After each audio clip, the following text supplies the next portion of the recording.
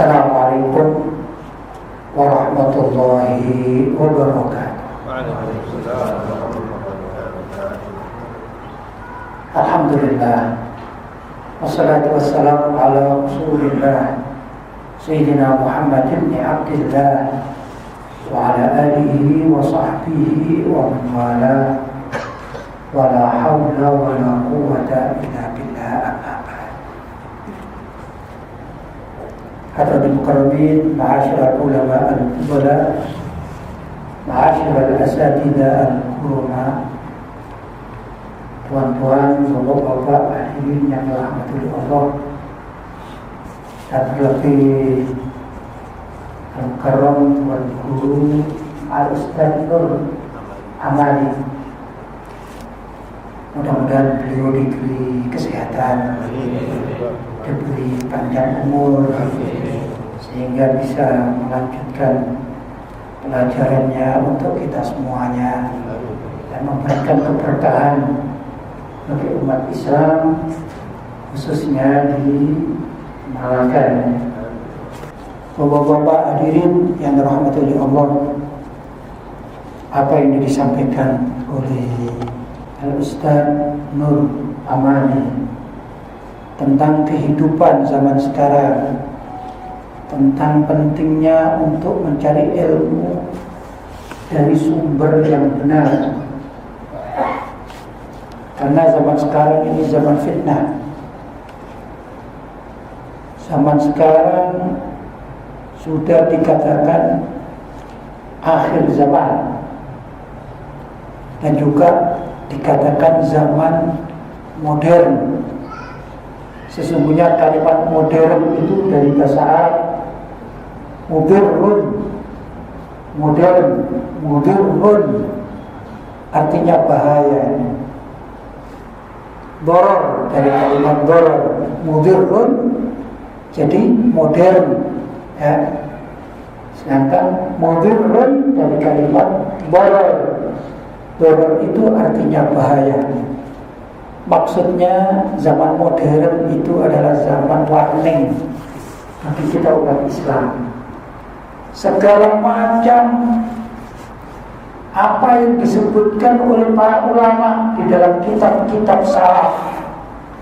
Ini ada kitab silsilah, kitab Al-Imam Al-Haddad, ada kitab An-Nasaih Diniyah, ada kitab Ad-Da'watul Tamah, ada kitab Risalatul Muawana, dijadikan satu yang dibaca di tempat ini. Jadi beliau menerangkan di zaman itu ini sudah banyak kemungkaran-kemungkaran. Itu belum zaman modern. Kita mengatakan zaman beliau adalah zamannya ulama salaf.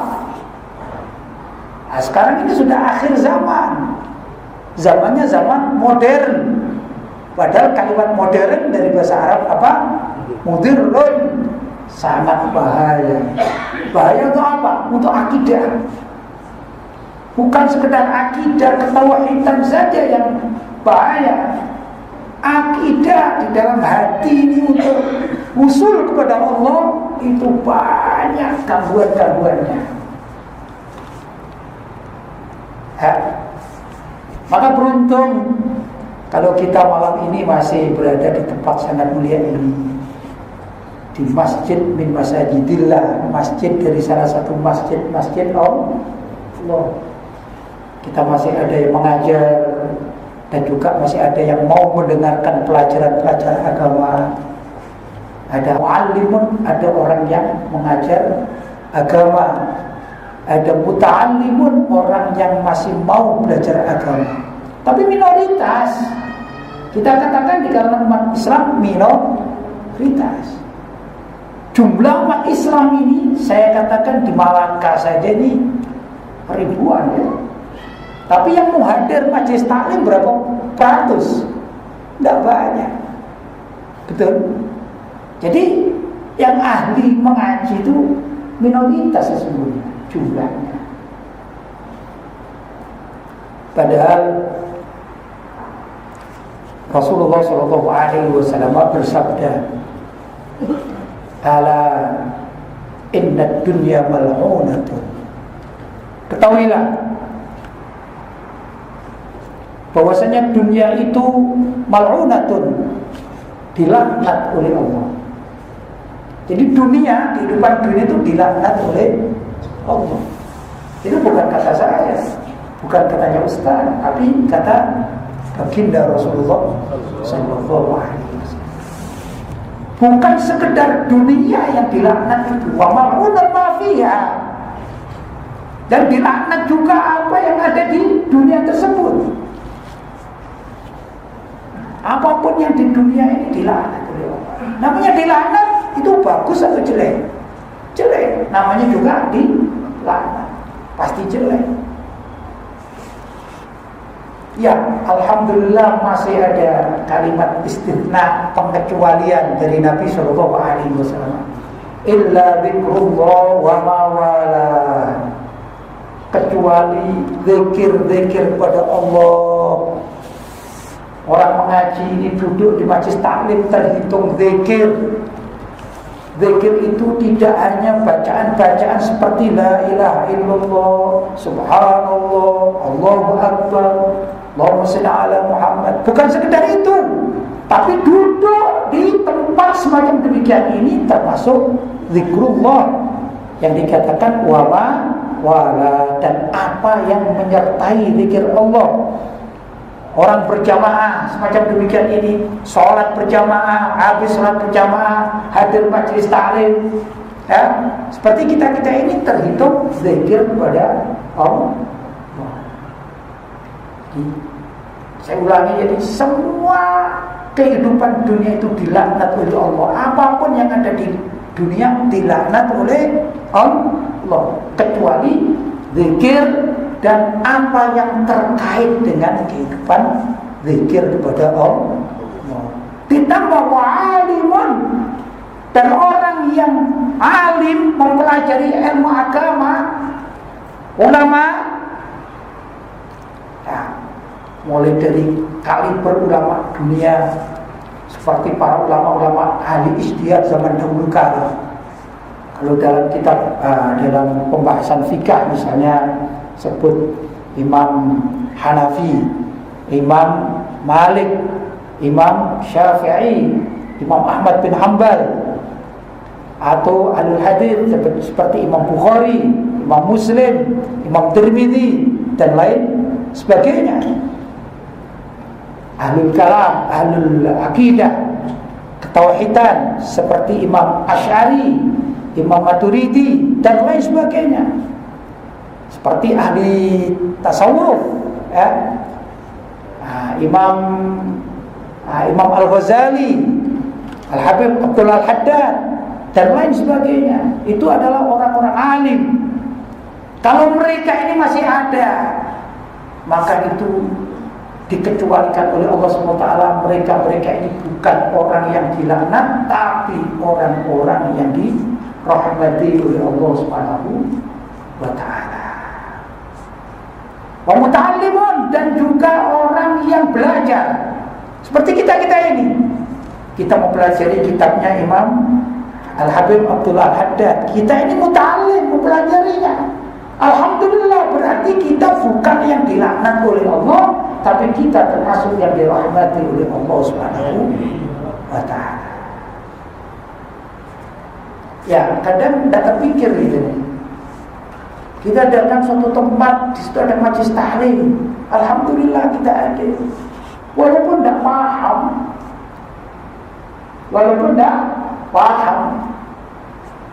macam-macam orang tidak paham itu macam-macam. Hadir majlis taklim, tapi pikirannya nggak di situ. Pikirannya masih kedai saya belum tutup, kan? Kedainya belum tutup. Ya, ada kan? Ada juga yang mohon maaf ngantuk. Ini enak, ada AC-nya, tempatnya sejuk, tenang. Yang bicara cuma mubaliknya saja. Ini kalau di rumah kan kadang-kadang orang mau tidur mendengarkan lagu-lagu kan gitu ya, lagu penghantar tidur. Ini enggak. Orang ceramah ini juga bisa dinikmati, suaranya halus, akhirnya ngantuk. Gimana? Ya kalau dia hadir dalam majelis taklim, niat belajar ilmu walaupun terkantuk-kantuk atau juga pikirannya kemana-mana, selagi dia tidak keluar dari majelis taklim, tetap akan mendapatkan rahmat dari Allah SWT. Itu keuntungan kita. Keuntungan kita. Memang seperti orang ada majelis taklim itu kurang ada nilai, kurang ada nilai. Padahal itu adalah filter kehidupan kita.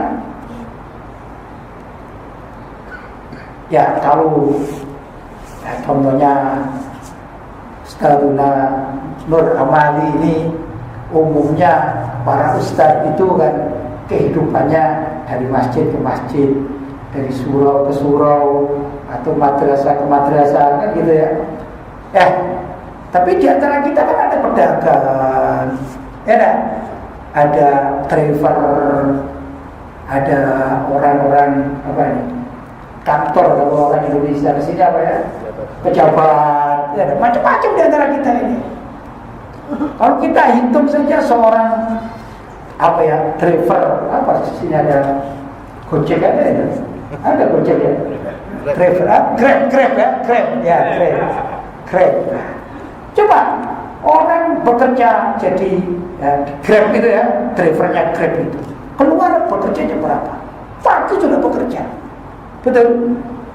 Dalam perjalanan menghantarkan penumpang, orang-orang yang minta diantarkan, itu berapa macam kejadian dalam sehari? Macam-macam. Ada yang orang baik, betul. Ada orang yang saya katakan tutup aurat, ada orang yang jahat yang naik, ada yang tidak tutup aurat. Yang misalnya Chinese misalnya pakai, masuk kita sebagai driver, ada saya mau naik ke mana itu, Kuala Lumpur ya. Begitu kita datang ini udah pakai aurat, dan tutup aurat, nggak jadi masa gitu, nggak mungkin. Itu driver. Yang punya kedai, mau kedai makanan, kedai jual-jual baju dan segala macam, bisa. Kalau ada pelanggan mau beli, harus pada tutup aurat, bisa? Nggak bisa. Berarti apa? Mata kita ini rawan untuk bermaksiat. Itu kalau dihitung dalam sehari saja, berapa kali maksiat kita? Banyak sekali. Maka salah satu filter dari kemaksiatan itu adalah hadir majelis taklim. Hadir majelis taklim. Ngantuk enggak apa-apa, yang penting hadir majelis taklim daripada enggak sama sekali. Ini penting dipahami oleh umat Islam. Kadang-kadang orang kalau sudah punya pekerjaan mapan, sudah bagus, ada majelis taklim, itu kan pekerjaan orang zaman dahulu lah. Sekarang sudah zaman modern, dan padahal modern itu adalah bahaya bagi setiap jiwa muslim. Kehidupan dunia. Jadi di zaman Nabi sudah tahu dan memberitahukan.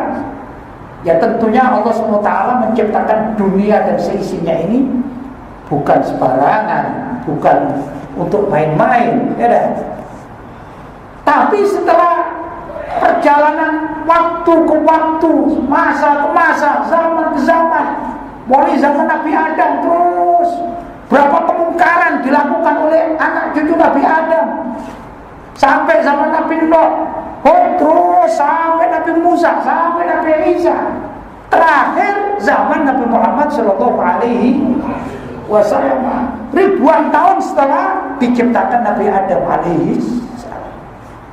Kalau ditanya berapa banyak kemaksiatan yang sudah dilakukan oleh umat manusia, maka itu Allah SWT memberitahukan kepada umat Islam, khususnya kepada Nabi Muhammad, dan memberitahukan dunia di zaman Nabi itu sudah banyak dilaknat oleh Allah. Ad-dunya mal'unatun. Dunia itu dilaknat karena banyak kemaksiatan yang dilakukan oleh umat manusia. Dalam sejarah kita mengenal di Mekah ada namanya Hajar Aswad. Apa Hajar Aswad? Hajar itu batu, Aswad itu hitam. Mungkin ada yang sudah pernah haji umroh bisa tengok ke sana ya. Atau paling tidak lihat gambar ya, lihat film kan gitu kan. Itu menurut sejarah bahwa Hajar Aswad tatkala diambil dari surga itu warnanya putih. Waswaddat kemudian menjadi hitam bidzunubin nas karena banyaknya dosa manusia yang dari tahun-tahun, dari sejak zaman dipasang di situ, zamannya Nabi Ibrahim dan Nabi Ismail, kemudian diciumi, kemudian lama-lama menjadi hitam karena dosa-dosa manusia. Jadi itu ibarat nyedot dosa manusia ya kan? Orangnya yang banyak dosa setelah mencium Hajar Aswad, dosanya diampuni oleh Allah SWT, menekatlah kepada batu Hajar Aswad. Tahu ya? Berubah. Itu di zaman Nabi Muhammad SAW. Kalau zaman sekarang dihitung sudah 2100 ya tahun ya. Sekarang kan abad 21 abad tahun yang lampau Nabi sudah mengatakan ad-dunya mal'unatun.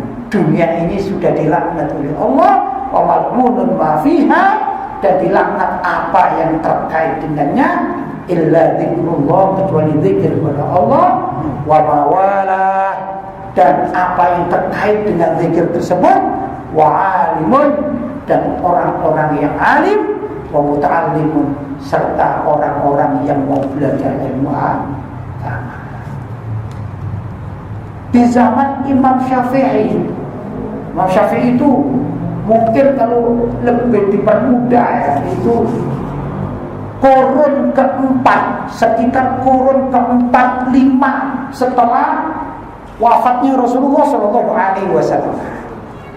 Jadi kalau andai kata ini silsilah belajar atau berguru barangkali ya, silsilah berguru barangkali ya, atau mungkin lebih mudah belajar di sekolah itu kan ada kelas tertinggi, kalau tingkat dasar kelas tertinggi kan kelas 6 gitu ya.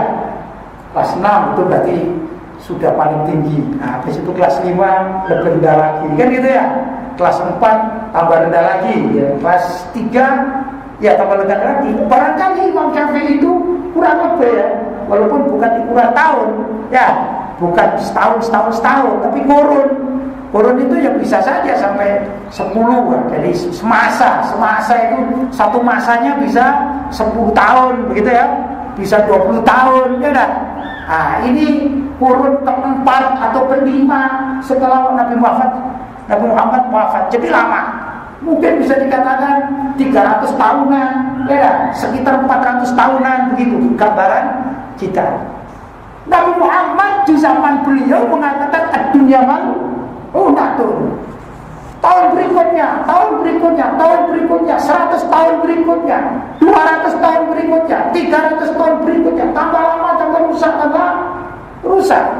Di zaman Imam Syafi'i beliau menggambarkan tentang dunia yang di zaman Nabi Muhammad sudah dikatakan terlaknat, maka Imam Syafi'i mengatakan wa ma hiya illa jifatun mustahilatun 'alaiha kilabun hammuhun najtilahuha.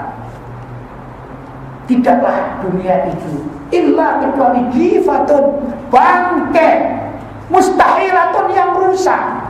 Bangkai saja itu menjijikkan. Kita kalau ada kucing datang ke sini, kalau kucingnya bersih, kita suka menggendongnya, ya, kita peluk kucing tersebut, ya, kita perlakukan dengan baik. Begitu kucing ini mati, mungkin di awal kematian jam pertama masih kita tengok, Tapi kalau matinya pagi, malam hari, kita melihat kucing tersebut, apa yang terjadi? Bau. Betul? Yang kemarin kita sayangi kucing ini, mungkin karena kucing Anggora atau Agus ya, tapi sudah mati. Pagi mati, malamnya kita tahu apa yang terjadi. Jijik kita. Itu baru bangkai. Wah, kucingnya mati. Sudah, buang aja. Gimana kalau dibiarkan seminggu? Tidak dibuang, tidak ditanam. Apa yang terjadi? Waduh, belatung, ada ini, wow, baunya satu kampung, bau semuanya. Betul? Itu mustahil atau rusak. Jadi dunia ini kata Imam Syafi'i ibarat bangkai kucing yang seminggu tidak ditanam, rusak. Melihat situasi dunia, alaiha kilabun hammuhunna ijtidabuha, yang di atas bangkai itu kilabun, anjing-anjing yang kepentingan anjing-anjing itu ijtidabuha, untuk merebut bangkai yang sudah rusak. Ya memang begitulah, anjing-anjing itu sukanya bangkai-bangkai, ya kan? Bukan dagingnya ini pakai rebutan, tapi apa namanya? Tulangnya. Itu di zaman Imam Syafi'i. Jadi kalau kita berebut dunia, kata Imam Syafi'i, ya mohon maaf ini bahasanya Imam Syafi'i dalam syair tersebut, kalian ibarat anjing-anjing yang berebut tulang-tulang dan berebut bangkai yang sudah rusak. Itu kalau kita berebut dunia. Apakah tidak boleh mencari dunia? Boleh, tapi tidak berebut. Artinya tidak berebut itu mencari dunia yang halal, bukan menghalalkan segala macam mencari dunia, tapi mencari dunia yang halal. Boleh, tapi mencari dunia itu juga harus sekedarnya, sekedar keperluan. Di dalam hukum fikih itu kan ada ad-daruratu tubihul mahdhur. Segala yang darurat itu memperbolehkan atau menghalalkan apa-apa yang semula diharamkan. Kalau ada sembelihan daging sapi, kan baru lepas kemarin kan Idul Adha ya, ada orang nyembelih daging sapi, kurban sapi, ya halal dimakan. Betul? Di sebelahnya ada daging babi, boleh dimakan kan? Tidak boleh dimakan, haram. Yang sapi halal, yang babi haram. Itu umum, kaidah umum. Tapi dalam suatu kondisi darurat, itu babi bisa halal. Misalnya ini ada orang pelaut, ya, ya nggak tahu ceritanya, di tengah laut dia tidak mendapatkan makanan apa-apa, tiba-tiba ada babi yang berenang misalnya. Babi berenang, ditangkap sebenarnya. Apa ini? Hewan apa? Wah, ini kita makan saja. Ternyata babi. Kata yang lain, ini haram. Tapi dia mengatakan ini tidak ada makanan lagi, ya kan? Kalau sudah tidak ada makanan, kita akan mati semuanya. Ya terpaksa kita sembelih, kita makan, nggak ada lagi. Itu namanya darurat. Boleh gitu. Tapi ada syarat di dalam hukum fikih itu. Apa? Kalau terpaksa kita makan daging babi yang haram tersebut, maka harus tatkala makan itu sekedar untuk mengganjal perut agar tidak mati dan tidak boleh menyimpannya. Karena barang haram tidak boleh disimpan. Tak boleh begini, yang ini untuk sebagian kita makan sekarang, sebagian nanti sore. Tidak boleh, haram. Untuk nanti sore, urusan sore nanti, itulah yang namanya darurat. Nah, karena kehidupan dunia ini, kata Imam Syafi'i, sudah seperti bangkai yang sesungguhnya itu haram untuk dimakan. Saya tanya, bangkai itu halal atau haram dimakan? Haram. Bangkainya babi ini haram, apa haram. Sekarang bangkainya sapi tetap haram. Jadi kalau ada orang mendapatkan bangkai sapi dalam keadaan darurat di tengah laut, kalau tadi sudah babi, ini sore hari subhanallah tiba-tiba kapalnya ini ada yang goyang-goyang, dilihat ada sapi gitu, diangkat sudah mati. Gimana memperlakukannya? Boleh diambil sekedar untuk makan sore hari, tapi tidak boleh disimpan. Urusan besok pagi Allah yang ngatur. Ya mungkin kita pas itu pagi hari nggak ada makanan, mati semuanya, itu adalah urusan Allah. Kalau ada lagi yang datang nanti, ya kambingnya misalnya ya enggak, jadi sapinya selesai, kambingnya itu urusan Allah.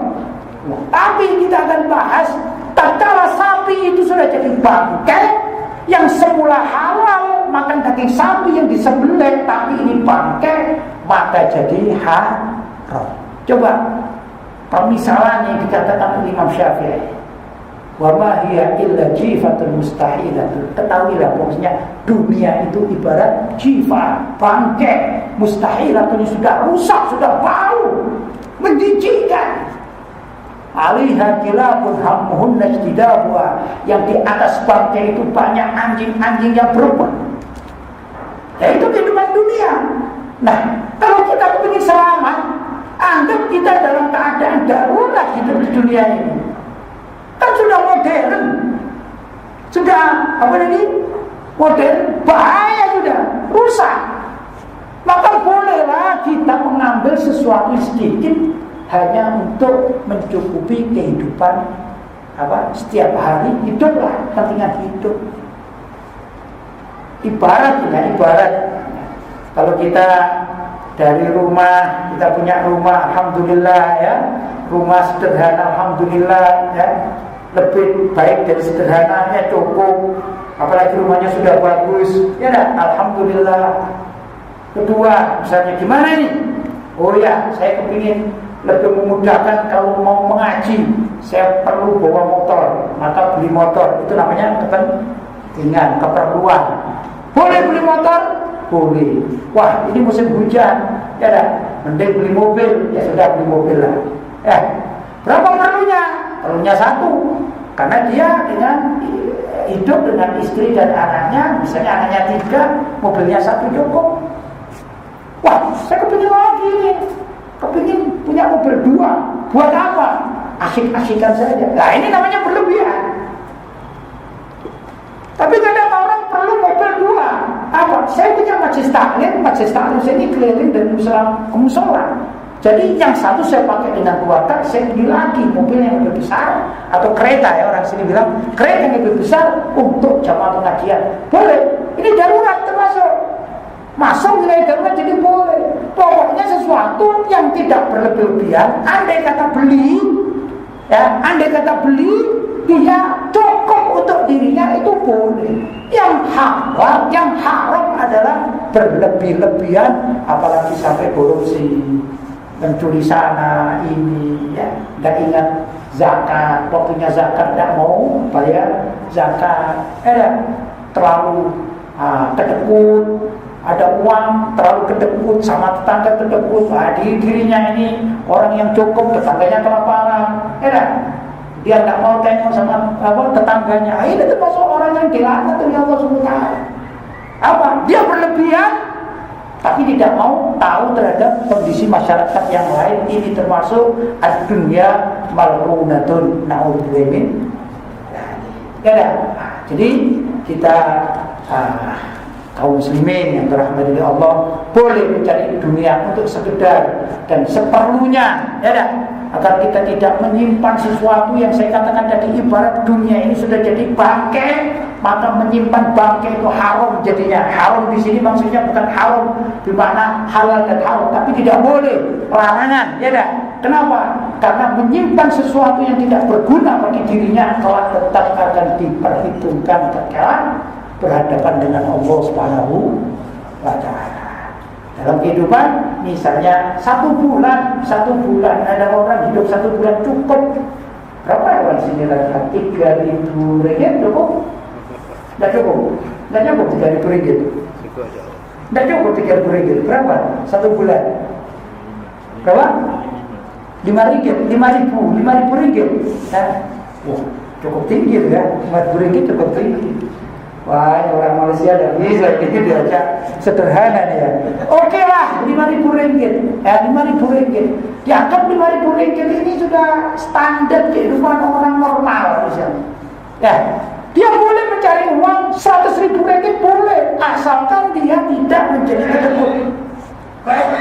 Kalau dia kedekut, dia simpan bukan untuk kepentingan kemaslahatan akhiratnya, maka sama halnya dia ini seperti tadi saya katakan menemukan, dia naik kapal di tengah laut menemukan daging babi, ya dah, mestinya diambil sekedar, tapi setelah mengambil dia simpen. Rupanya dia naik kapal ini bawa kotak es itu ya. Kalau orang sana kulkas namanya apa di sini? Peti es ya. Peti es dimasukkan peti es. Jadi dia bawa namanya peti es katanya. Siapa tahu nanti dapat daging babi yang tenggelam dia simpan di situ ya. Nah, ini kan haram jadinya. Maksudnya berdosa. Kalau haram dalam dunia babi, tapi kalau dalam dunia harta benda bukan haram, halal, tapi pertanggungjawabannya berat di sisi Allah SWT. Berat banyak. Pokoknya banyak pertanyaan ini luar biasa. Kenapa ini tetanggamu sana kok kamu biarkan sampai urusan tetangga jadi urusan? Padahal dia nyimpen sendiri, dia tidak tahu loh. Itu kan kenapa tetangga saya kok tidak mau bekerja? Oh, tetanggamu bekerja, cuma kamu kedekut. Masalahnya di situ. Kenapa kamu tidak perhatian sesama muslim? Maka banyak pertanyaan-pertanyaan, itulah sesungguhnya kehidupan dunia di akhirat nanti. Yang saya katakan tadi, ini kehidupan modern. Yang sesungguhnya kehidupan modern itu dari kalimat modern itu adalah bahaya. Jadi warning bagi kita, dikatakan kita hidup di zaman modern. Alhamdulillah masih ada filter, yaitu pengajian-pengajian, masjid-masjid taklim ya, tempat-tempat pendidikan Islam, masjid-masjid yang ramai, surau-surau yang ramai. Ini sesungguhnya adalah filter bagi kehidupan kita di dunia. Mudah-mudahan apa yang saya sampaikan ada manfaatnya. Mudah-mudahan kita semua diampuni oleh Allah SWT. Apa-apa yang berlebihan atau terlalu berlebihan yang kita miliki, mudah-mudahan diampuni oleh Allah SWT. Mudah-mudahan tidak jadikan masalah kelak di akhirat nanti. Dan mudah-mudahan kita yang masih mempunyai kekurangan-kekurangan dicukupi oleh Allah SWT. Dan kita yang masih kurang di dalam ilmu ditambah oleh Allah SWT. Yang pahalanya masih sedikit, insya Allah dijadikan pahala yang berlipat ganda. Allahumma amin. Yang dosanya banyak, mudah-mudahan malam hari ini diampuni oleh Allah SWT. Barangkali ini dapat saya sampaikan. Aku wal afu minkum. Wassalamualaikum warahmatullahi wabarakatuh.